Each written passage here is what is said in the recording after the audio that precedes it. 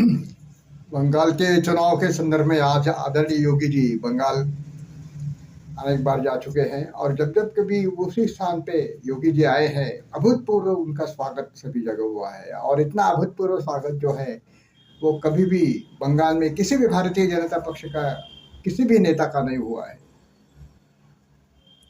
मोदी जी का तो हुआ ही नहीं है। इस बात का ये प्रमाण है कि आदरणीय योगी जी की लोकप्रियता समूचे भारत में है, वैसे ही पश्चिम बंगाल में भी है। परंतु पश्चिम बंगाल के चुनाव में भारतीय जनता पक्ष को जीत दिलाने के लिए इनकी अभूतपूर्व लोकप्रियता कितने हद तक उपयोगी सिद्ध होगी, ये प्रश्न अभी तक अनुत्तरित है। परंतु जो भी कुछ यश मिलेगा बंगाल के चुनाव में वो आदरणीय योगी जी के कारण है, ये बात तो स्पष्ट है और विदित है। और मैं आदरणीय योगी जी पूरे भारतवर्ष में सबसे अधिक लोकप्रिय नेता आज है।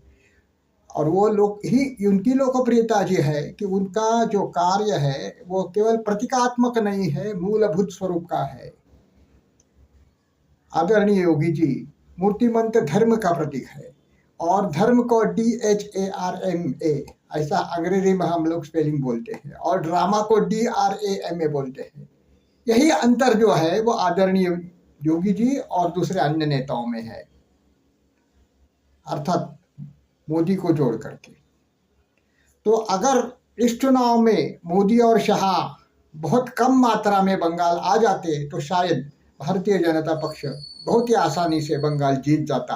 और उन्होंने अगर आदरणीय योगी जी को प्रचार करने के लिए अधिक वहाँ पे स्थान दिया होता, वहाँ पे उनकी सभाएं आयोजित की होती तो एक अभूतपूर्व सफलता भारतीय जनता पक्ष को मिल जाती। परंतु मोदी और शाह ने सभाएं बहुत सारी बंगाल में की है, उसकी वजह से भारतीय जनता पक्ष की विजय की आशाएं जो है वो आज की घड़ी में तो देखा जाए तो कम ही है। अच्छा, अगर योगी जी अगर कुछ चमत्कार कर दे तो ही योगी जी अगर कुछ चमत्कार कर दे तो ही भारतीय जनता पक्ष पश्चिम बंगाल में जीत सकता है। अन्यथा ये राक्षसी जो है वो ममता बनर्जी, वो दुर्दैव होगा, वहाँ के हिंदू समाज का फिर से आ जाएगी।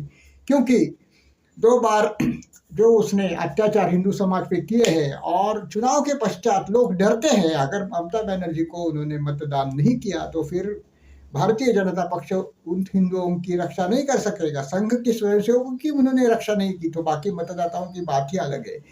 उनके गुंडों ने बहुत निर्ममता से भारतीय जनता पक्ष के समर्थकों को कुचला था लास्ट चुनाव में 2021 में, और उनकी रक्षा करने में पूरी तरह से विफल रहे, पूरी तरह से 100% विफल रहे भारतीय जनता पक्ष के नेता। केंद्रीय नेतृत्व की बात ही बोलना नहीं चाहिए, उनके तो वैसे देखा जाए सब प्रतीकात्मक ही रहता है मोदी और शाह का। तो स्थानीय स्तर पर भी होता है, उन्होंने उस समाज के लिए कुछ किया नहीं, उनकी संरक्षण के लिए कुछ उपाय योजना नहीं की। तो लोग डरते हैं कि अगर ममता बनर्जी को छोड़ के भारतीय जनता पक्ष को मतदान किया और वो आकर जीत के फिर से आ गई तो फिर क्या करेंगे। उनको अपना जान माल और इज्जत आबरू का निश्चित रूप से एक बहुत बड़ा खतरा सामने दिखाई देता है। अनेक लोगों के स्त्रियों पर बलात्कार हुए, बच्चियों पर बलात्कार किए उसके ममता बनर्जी के पाले हुए गुंडों ने 2021 में, क्योंकि उन्होंने भारतीय जनता पक्ष का समर्थन किया था। भारतीय जनता पक्ष कभी भी अपने समर्थकों को विश्वास नहीं दिला सकता, कभी भी अपने समर्थकों को विश्वास देता नहीं और उनकी रक्षा करने का कोई भी प्रबंध करता नहीं है। ये अंतर कांग्रेस या बाकी सब दलों और भारतीय जनता पक्ष में है। तो इसकी वजह से विश्वासार्हता भारतीय जनता पक्ष की पश्चिम बंगाल में बहुत ही कम है। तो इसकी वजह से विजय मिलना जरा दुष्कर लगता है। अर्थात आदरणीय योगी जी अगर कुछ चमत्कार कर दे तो ही भारतीय जनता पक्ष वहाँ पे जीत सकता है और जो भी विजय होगी वो आदरणीय योगी जी के कारण होगी, ये बात तो स्पष्ट है। और दूसरी बात तो देखा जाए तो आसाम में भी बहुत आसानी से हेमंत बिश्व शर्मा जीत जाएंगे। वहाँ पे भी योगी जी गए थे, वहाँ पे उनके सभाओं का भी प्रभाव था और वहाँ पे कार्य भी बहुत अच्छा किया हेमंत बिश्व शर्मा में। उतनी कथनी और करनी में कुछ अंतर लोगों को दिखता नहीं, विरोधाभास दिखता नहीं है, उनके ऊपर विश्वास है और इसी विश्वास से उनको फिर से एक बार वो जिता देंगे दूसरी बार। और एक प्रतिस्पर्धी अमित शाह के लिए उत्पन्न हो जाएगा देवेंद्र फडणवीस के पश्चात। तो फिर ये आने वाले दिन भारतीय जनता पक्ष के लिए बहुत कठिन रहने वाले हैं। वैसे देखा जाए तो 5 राज्यों में से केवल एक राज्य जीतने वाला है और वो भी अभूतपूर्व सफलता होगी असम में। असम में तो लगता तो है कि दो तिहाई बहुमत से ये भारतीय जनता पक्ष की विजय होगी और फिर से एक बार हेमंत बिश्व शर्मा मुख्यमंत्री बन जाएंगे। और ये करामात जो है वो हेमंत बिश्व शर्मा ने की है।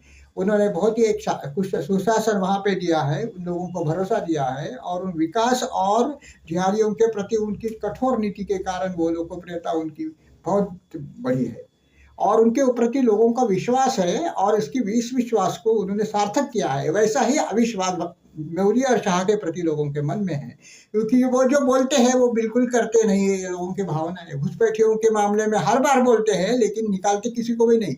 हर चुनाव आ जाता है तो शाह बोलते हैं कि हम चुन चुन के उनको निकालेंगे और चुन चुन के कितने लोगों को निकाले उसका जवाब तो उसके पास नहीं रहता है।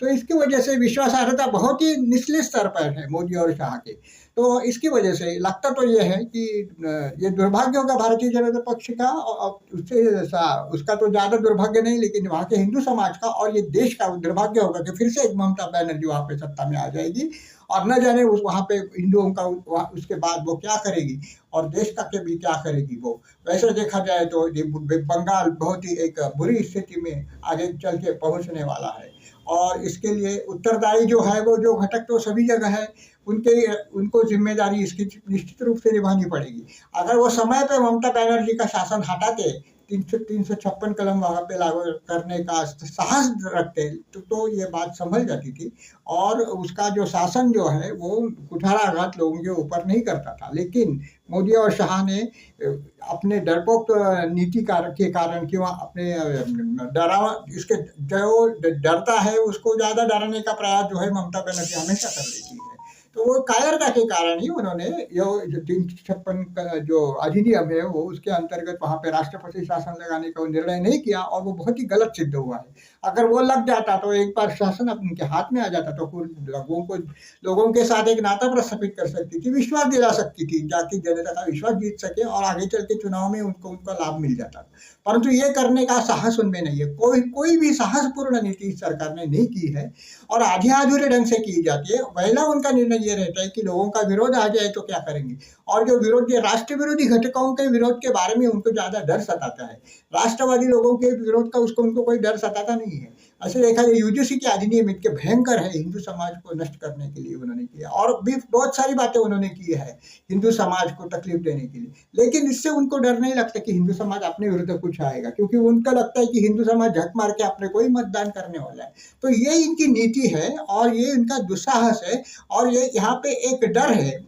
जिहादी मुस्लिमों के प्रति उनके मन में डर है और हिंदू जो मतदाता हिंदू समाज के मतदाता जो है, जो मतदान करने वाले हिंदू समाज के लोग हैं, उनके प्रति एक अवहेलना है।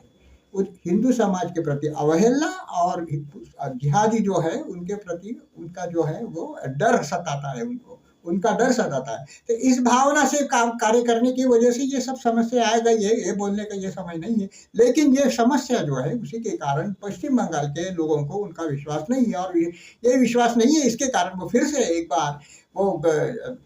से एक बार वो राक्षसी को शायद मतदान करेंगे या नोटा का बटन दबाएंगे। मतदान करेंगे ही नहीं भाई, किसी को भी मतदान किया नहीं है, हमको जीने का है, हमको मरना नहीं है, इसलिए हमने किसी को मतदान नहीं किया है।